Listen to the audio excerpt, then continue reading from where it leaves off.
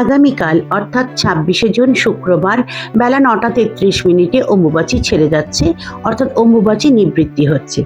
অম্বুবাচী পড়ার সময় বা চলার সময় যেমন আমাদের কিছু কর্তব্যকর্ম থাকে, তেমনি অম্বুবাচী ছেড়ে গেলেও কয়েকটি কাজ কিন্তু আমাদের থাকে।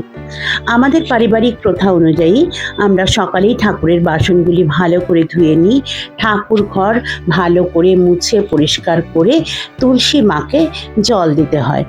কয়েকদিন তুলসী মায়ের দেখভাল করা হয়নি, তাই তুলসী মাকে জল দিয়ে ফুল দিয়ে আরতি করে নেওয়ার পালা।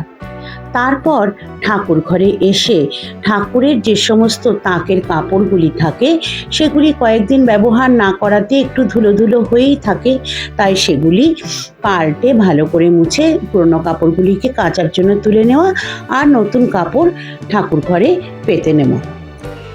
এবার ঠাকুর ঘরের সঙ্গে সঙ্গে এই কাপড়গুলি পাতার সঙ্গে সঙ্গে ঠাকুর ঘরে বেশ একটা ঝরঝরে ভাব এলো, পুরনো কাপড়গুলি সরে গেল।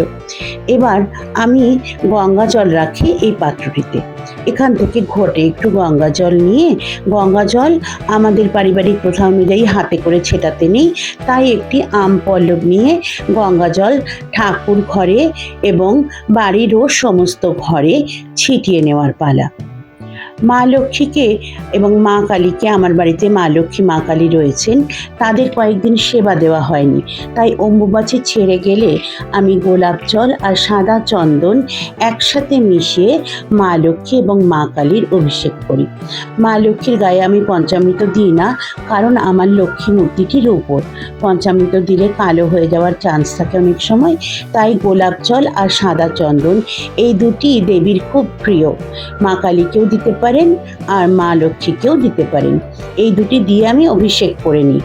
তারপর মাকে ভালো করে অঙ্গ শুকনো করে তাকে নতুন বস্ত্র পরিয়ে নেওয়া, নিয়ে তাকে আসনে বসানো।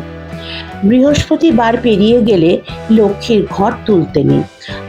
লক্ষ্মীকে আমি এখানে সিঁদুর দিলাম। আমি লক্ষ্মীকে তেল সিঁদুর দিই না, আমার মা দিতেন, কিন্তু তেল সিঁদুর দিলে ভীষণ মূর্তির মুখটি নষ্ট হয়ে যায়, তাই আমি গুঁড়ো সিঁদুরই দিই।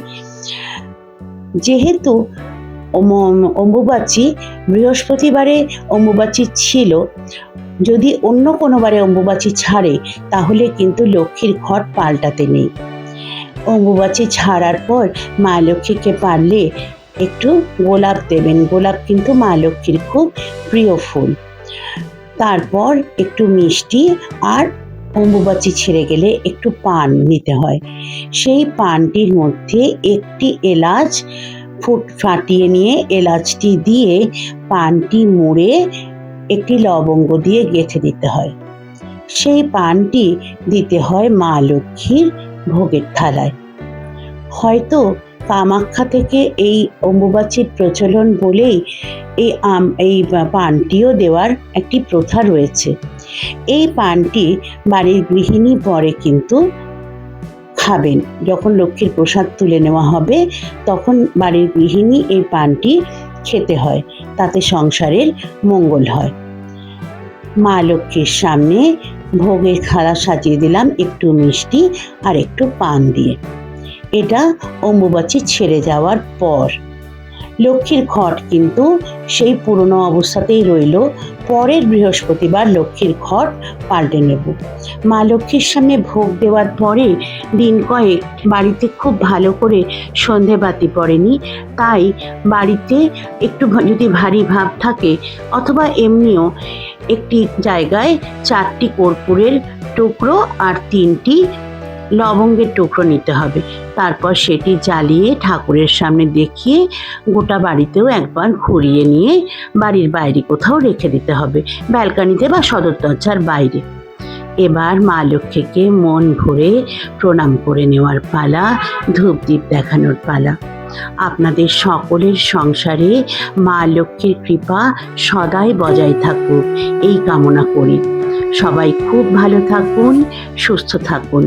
আর আবার বলি, আমার ভিডিওগুলি যদি ভালো লাগে তাহলে একটু সাবস্ক্রাইব করে দেওয়ার অনুরোধ রইল।